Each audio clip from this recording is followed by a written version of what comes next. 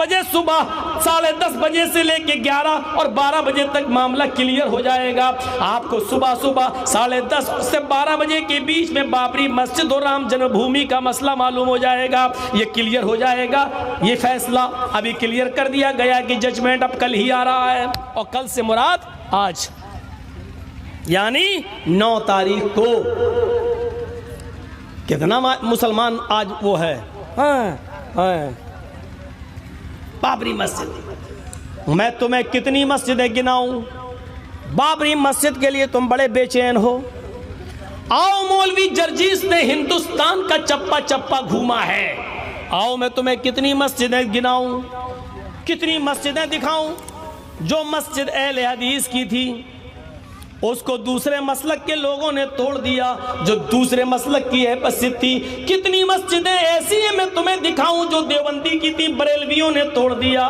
कितनी मस्जिदें ऐसी हैं मेरे भाइयों, अगर गिनना चाहोगे तो तुम्हारी डायरी भर जाएगी। इतनी मस्जिदें मुझे याद हैं। मुसलमान की मस्जिद को तोड़े, देवबंदी बरेलवी की मस्जिद को तोड़े तो सही है, बरेलवी देवबंदी की मस्जिद को तोड़े तो सही है, अहले हदीस की मस्जिद को देवबंदी तोड़े तो सही है, देवबंदी की मस्जिद पर अहले हदीस कब्जा कर ले तो सही है। ये सब सही है, लेकिन बाबरी मस्जिद का फैसला मुसलमानों के हक में आना चाहिए।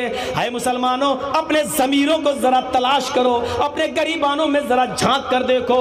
हमने ही तो मस्जिदों को बदनाम किया है, हम ही ने तो आपस में लड़कर, हमने ही तो एक दूसरे को उकसाया है। जब मुसलमान की मस्जिद को तोड़ देता है तो एक काफिर अगर हमारी मस्जिद को गिरा दे तो इसमें कौन सी बुराई नजर आ रही है? वो तो काफिर है, वो तो जाता ही नहीं है। हम अपने आप को पहले तलाश करें, हम अपने गरीबानों में झांक कर तो देखें।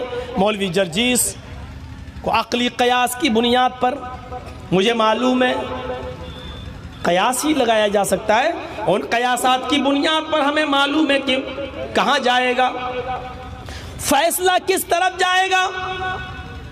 हमें मालूम है कि इस मर्तबा दलीलें नहीं देखी जा रही हैं, हमें यह भी मालूम है कि सबूत भी नहीं देखे जा रहे हैं, हमें यह भी मालूम है यहाँ सारी बातें आस्थाओं से, उम्मीदों से जुड़ी हुई हैं। हमें यह भी मालूम है कि यह फैसला मोदी गवर्नमेंट के ज़माने में आ रहा है।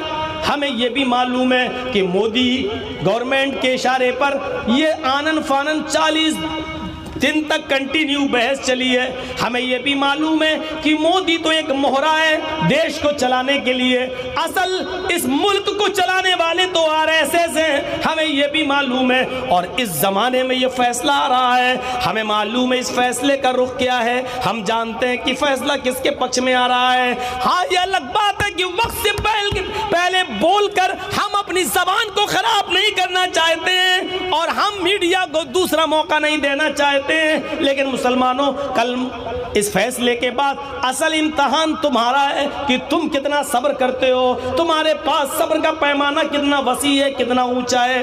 कल तुम्हें अपने सब्र का पैमाना दिखाना है। मेरे भाइयों, मुसलमानों से सब्र की अपील करना ये इस बात का इशारा है कि आपको हम ये बताना चाहते हैं कि फैसले का रुख किस तरफ जा रहा है।